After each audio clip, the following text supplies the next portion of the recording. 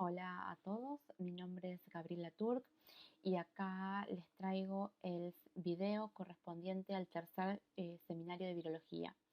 En este seminario seguiremos ahondando en distintos aspectos que son cruciales para entender justamente la virología y en este caso nos centraremos de manera general en los distintos mecanismos a través de los cuales los virus pueden generar daño. Los objetivos de esta clase son conocer los principales mecanismos de patogénesis viral para comprender su rol en las distintas enfermedades, distinguir justamente entre mecanismos de patogenia viral directos e indirectos y enumerar algunos ejemplos de cada uno de ellos, aunque claro está, luego en las distintas clases que siguen, en los seminarios subsiguientes, cuando veamos distintas familias y distintas especies virales de importancia en medicina humana, iremos ampliando estos ejemplos y también retomando los ejemplos que acá están nombrados. Hasta acá hemos discutido distintos aspectos característicos de los virus, como son sus ciclos de replicación y el tipo de infecciones que producen. Hemos visto también distintos aspectos de la relación virus-hospedador, como la temporalidad y la espacialidad de las infecciones, conceptos como tropismo, patogenicidad y virulencia. También ya hemos visto que la infección por un virus no es sinónimo de enfermedad y que una infección puede cursar de manera subclínica o asintomática o por el contrario puede haber desarrollo de síntomas y signos. A su vez, estos signos y síntomas pueden ser característicos de una infección dada o pueden ser más bien del tipo inespecíficos o compartidos entre distintos tipos de virus. En este contexto, contar con una apreciación de las consecuencias adversas que puede tener una infección sobre una célula es un factor central para luego entender el impacto de esta infección viral en niveles más complejos como son los tejidos y los órganos e inclusive a nivel del organismo como un todo, y es justamente estos efectos o estas consecuencias adversas sobre una célula el tema central del seminario de hoy. Entonces también a modo de integración, ustedes ya tienen que ir de acá en adelante comprendiendo que las distintas estrategias que utilizan los virus para perdurar son la base para entender, desarrollar y perfeccionar distintos métodos diagnósticos, tratamientos antivirales, estrategias de profilaxis y también nos ayudan a entender distintos elementos de epidemiología. Como ya hemos visto en seminarios anteriores, ustedes vieron que por ejemplo, hay virus que causan infecciones localizadas y otras infecciones diseminadas.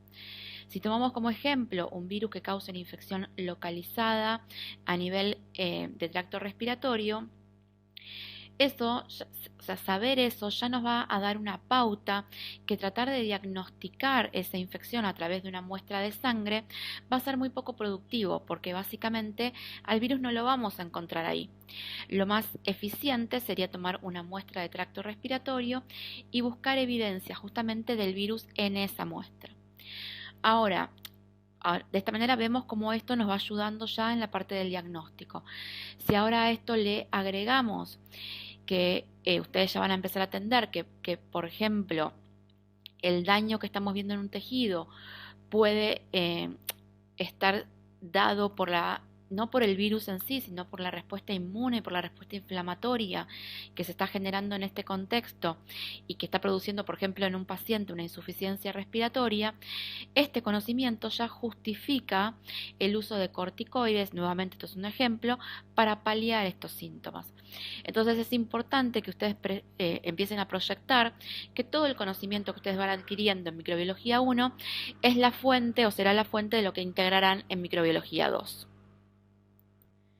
Entonces, veamos ahora sí lo que nos centra en esta clase, que es cuáles son los distintos mecanismos a través de los cuales un virus puede generar un daño y que eventualmente puede llevar al desarrollo de una enfermedad. En primer lugar, tenemos que distinguir dos tipos de mecanismos a través de los cuales se puede generar daño luego de una infección viral.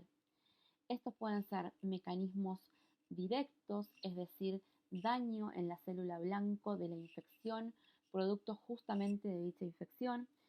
Esto puede ser producto de la alteración de funciones celulares, de la inducción de mecanismos de muerte e inclusive también la transformación celular.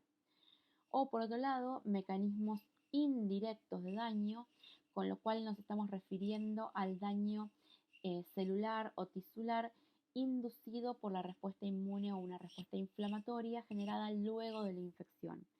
En general, esto ocurre cuando se monta una respuesta que es desproporcionada, inapropiada, desbalanceada o desregulada. En términos generales y sin entrar en detalles moleculares, los virus pueden causar daño directo en las células que infectan mediante la alteración de vías metabólicas celulares o alterando su estructura.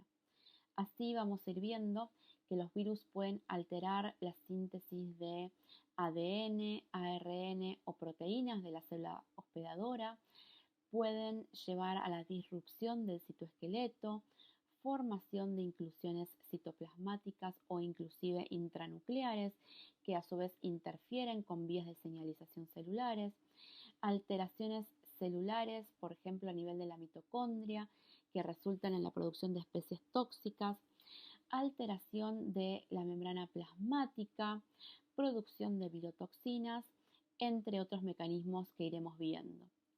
También debemos entender que muchas veces el daño que se observa no es producto de una única vía, sino que es el resultado acumulado de múltiples desarreglos.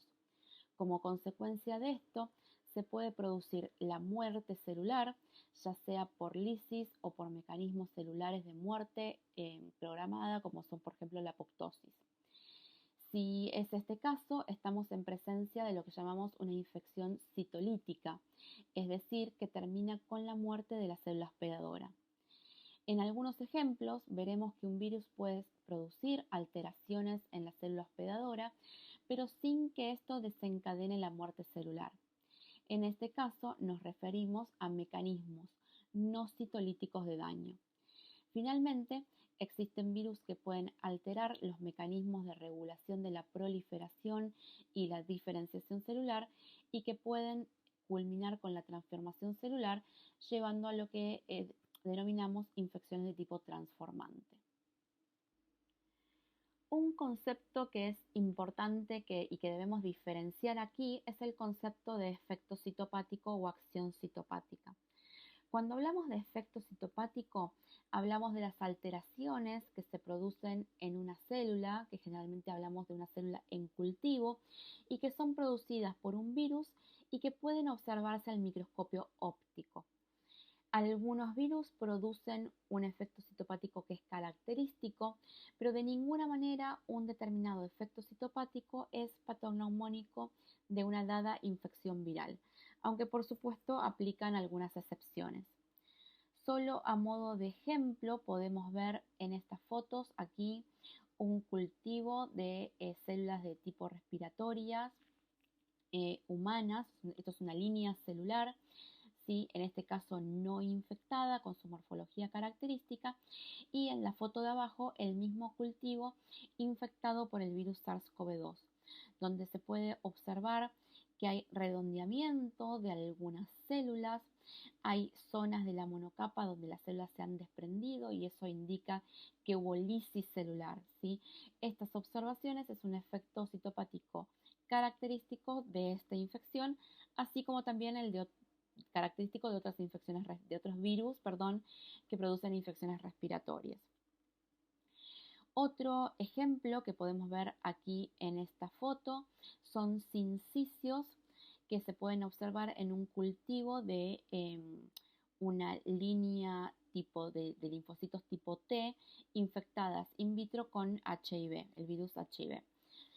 Los sincicios son células gigantes multinucleadas, producto de la fusión de células infectadas y no infectadas del mismo cultivo, y estos sincicios constituyen un eficiente mecanismo de diseminación de la infección. Otros ejemplos de virus productores de sincicios, como iremos viendo, son el virus sincicial respiratorio y el virus sarampión. En esta diapositiva también podemos ver, y siempre a modo de ejemplo por ahora, hallazgos que ahora sí son indicativos de una infección determinada luego de un análisis histopatológico. Por ejemplo, acá observamos coilocitos, que son estas células infectadas por HPV, donde se pueden observar las típicas inclusiones intranucleares, o en este caso, sí, los corpúsculos de Negri, que son inclusiones citoplasmáticas que se observan en las neuronas infectadas por el virus rabia. La clave acá es entender que lo que visualizamos como efecto citopático es producto de mecanismos directos de daño sobre las células infectadas, pero que ambos conceptos no son sinónimos. Por otro lado, hablamos de mecanismos indirectos de daño. En primer lugar, debemos repasar los conceptos básicos de la respuesta inmune antiviral y que verán más en detalle en el video siguiente. En términos muy generales, cuando un virus infecta a una célula, alguno de sus componentes es reconocido como PAMP y se activa la inmunidad innata. Macrófagos, neutrófilos, células NK, que poseen gran actividad antiviral, son reclutadas al sitio de infección, secretan múltiples citoquinas inflamatorias y quemoquinas y resultan en el reclutamiento de otras células inmunes al sitio de infección. Las células dendríticas, por su parte, mostradas aquí, captan los antígenos virales, migran al ganglio y presentan estos antígenos a las células TCD4 y células TCD8. Las células TCD4 son esenciales en la colaboración para la activación de la respuesta CD8. Estas células TCD8 son efectores centrales en la respuesta antiviral mediante la producción de citoquinas, distintos tipos de citoquinas proinflamatorias y la ejecución de mecanismos de muerte en células infectadas. Por otro lado, las células CD4 también colaboran en la generación de la respuesta humoral, siendo los anticuerpos efectores también centrales en la respuesta antiviral a través de distintos mecanismos, como por ejemplo mecanismos de neutralización y de citotoxicidad mediada por anticuerpos. Toda esta red está altamente regulada a través de diversos mecanismos supresores. En condiciones generales, esta red logra controlar la infección, eliminar la infección y retomar al estado de reposo. Sin embargo, en otras condiciones que en general tienen que ver con una respuesta exacerbada, con la falla de mecanismos supresores o con la persistencia del antígeno, es decir, con la incapacidad de poder eliminarlo en el tiempo, este delicado equilibrio se rompe y sobreviene el daño tisular. En las infecciones virales, este daño tiene que ver, dependiendo del modelo, por supuesto, con una respuesta inflamatoria excesiva, desproporcionada y descontrolada, desbalance entre perfiles, como por ejemplo un desbalance entre los perfiles TH1-TH2, TH1 T-regulatorio o TH17 y T-regulatorio, o también con lo que llamamos reacciones de hipersensibilidad, que en general en virología los ejemplos más comunes tienen que ver con fenómenos de hipersensibilidad de tipo 3, que si ustedes recuerdan son aquellos que involucran complejos antígeno-anticuerpo, de tipo 4 también, es decir, aquellos mediados por células T, y en menor frecuencia también podemos encontrar ejemplos de fenómenos de hipersensibilidad mediado por reacciones de tipo 1, como por ejemplo en la infección por el virus sincicial respiratorio en neonatos, o de tipo 2, que es aquella de citotoxicidad mediada por anticuerpos, como por ejemplo en la infección por hepatitis C y por dengue. Y finalmente también veremos algunos ejemplos donde los fenómenos de autoinmunidad pueden llegar a estar involucrados en el daño observado luego de una infección viral. Habiendo entendido lo que vimos hasta acá, ahora sí abordaremos distintos ejemplos. El primer ejemplo que veremos corresponde al género Enterovirus de la familia Picornaviridae. Como ustedes ya estuvieron viendo, los picornavirus son virus pequeños, desnudos, con un genoma ARN simple cadena de polaridad positivo, cuyo ciclo de replicación transcurre completamente en el citoplasma. Los enterovirus causan diversos cambios funcionales y morfológicos en las células que infectan y que derivan en la muerte celular. Por lo tanto, los picornavirus son un claro ejemplo de virus citolíticos. Una de las alteraciones que producen estos virus es lo que llamamos un shut-off o apagado del proceso de traducción de proteínas. Si evaluamos justamente este proceso en células infectadas, vemos que ocurre un proceso que podemos llamar que es bifásico, donde el primer pico de traducción o de síntesis corresponde a las proteínas celulares. Luego este proceso se apaga para dar lugar a un segundo pico de producción de proteínas que corresponde justamente a proteínas virales. Ahora, ¿cómo ocurre esto? Primero tenemos que recordar que los mensajeros celulares, es decir, los ARN mensajeros celulares, tienen una estructura en su extremo 5' a la cual llamamos cap y que es reconocida por los distintos factores de elongación de la traducción y que son necesarios para que los ribosomas celulares comiencen este proceso. Por el contrario, los ARNs simple cadena de polaridad positivo virales no poseen un cap, sino que poseen una estructura denominada IRES.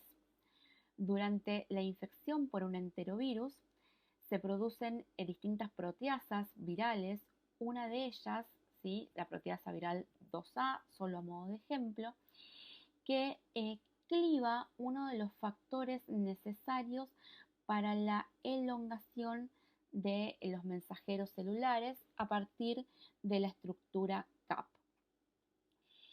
Este clivaje de este factor de elongación hace que justamente estos mensajeros celulares no puedan traducirse, con lo cual se produce ese llamado apagado que les acabo de mencionar.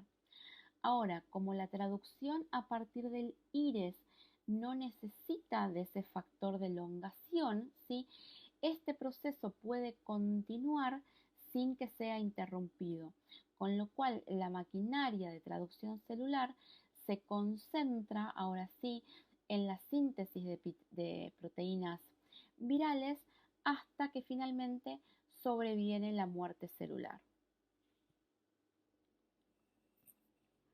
El segundo ejemplo que veremos corresponde al virus Coxsackie-B y específicamente su rol en el desarrollo de la miocarditis dilatada. Si realizamos una tinción de un tejido infectado por Coxsackie-B, que es lo que podemos observar en esta foto, veremos miocardiocitos en apoptosis.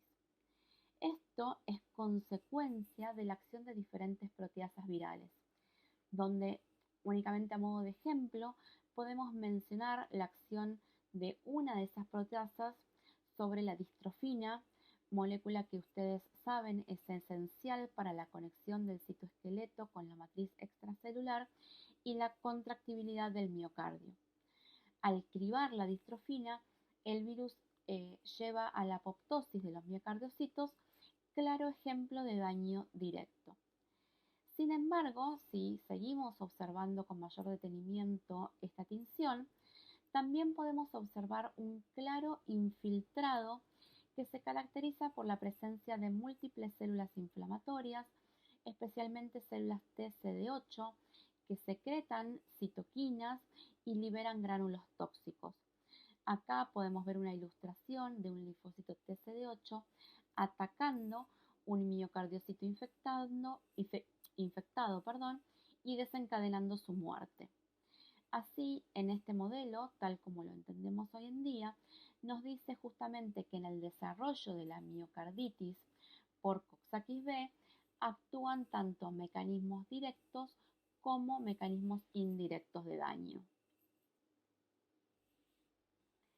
Finalmente, vamos a mencionar el modelo de la hepatitis causada por el virus de la hepatitis B. Como ya veremos en detalle más adelante, la hepatitis B puede tener un curso agudo o un curso persistente. Independientemente de esto, si evaluamos los niveles séricos de transaminasas, que son justamente el indicador del daño hepático, vemos un claro aumento de esos niveles post-infección. Hepatitis B, como también ya veremos, infecta hepatocitos y si bien no vamos a entrar en detalle de esto ahora, produce un conjunto que es numeroso de alteraciones celulares, pero que esto no culmina con la muerte celular, es decir, que hepatitis B es un virus no citolítico. Como vemos en la figura de abajo, los responsables de eliminar a los hepatocitos infectados es la respuesta TCD8 o la respuesta citotóxica que se monta en respuesta a la infección y que mediante la producción de interferón gamma y TNF-alfa y también a través de mecanismos citotóxicos llevan a la apoptosis de los hepatocitos infectados. Por lo tanto, este modelo es un claro ejemplo de donde la acción de mecanismos indirectos llevan al desarrollo de la enfermedad. Y hasta acá hablamos de las manifestaciones hepáticas de la infección por hepatitis B.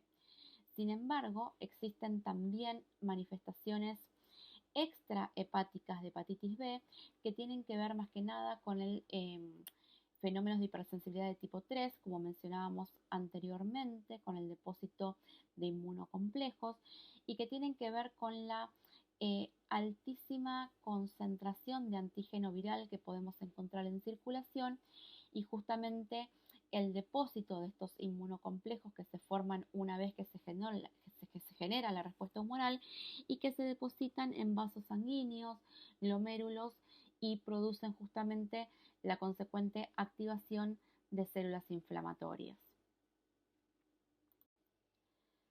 Entonces, para concluir, podemos decir que hasta aquí entendimos que los virus producen daño a través de distintos mecanismos, que cuando hay desarrollo de enfermedad luego de una infección viral, esta es consecuencia de la acumulación de múltiples mecanismos de daño que a su vez pueden ser de distinta naturaleza. Y enumeramos 3 ejemplos particulares, pero seguiremos ahondando en esto en cada uno de los modelos que abordaremos a lo largo de las siguientes clases.